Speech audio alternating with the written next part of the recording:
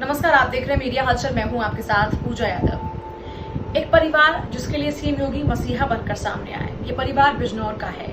अफान नाम के 2 साल के बच्चे के लिए, उसके परिवार के लिए सीएम योगी ने मदद का हाथ बढ़ाया।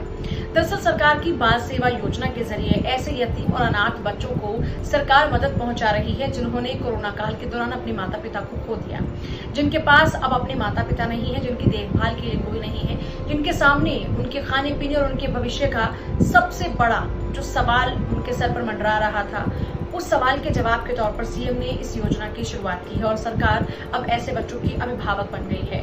एक ऐसा ही बच्चा अफान के चाचा बताते हैं, जो कि बिजनौर का परिवार है। अफान के चाचा बताते हैं कि बिजनौर के इस परिवार के ऊपर सीएम योगी की नजर एक कार्यक्रम के दौरान पड़ी। अफान और उसकी मां को सीएम ने वादा किया कि उनकी हर संभव मदद की जाएगी। अधिकारियों को निर्देश दिए गए कि अफान के परिवार को जो भी मदद हो पाए वो जरूर दी जाए। हालात जब इतने बुरे परिवार के सामने हो चुके थे, ऐसे में सीएम योगी की इस पहल के जरिए जो मदद परिवार तक पहुंची, उससे परिवार बेहद खुश है। अफान के चाचा बताते हैं कि 2 साल के अफान के पिता की मौत कोरोना काल के दौरान में हो गई।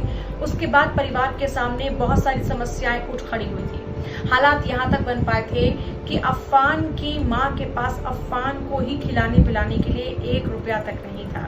ऐसे हालातों में सरकार की 12,000 रुपए की मदद उनके लिए कितनी बड़ी मदद साबित हुई होगी, इस बात का अंदाजा आप बखूबी लगा सकते हैं। दरअसल सरकार की इस योजना के जरिए 4,000 रुपए महीना अफान की मां के खाते में लगातार डल रहे हैं और इसी योजना के तहत अब तक अफान की मां को 12,000 रुपए की मदद राशि प्राप्त हो चुकी है।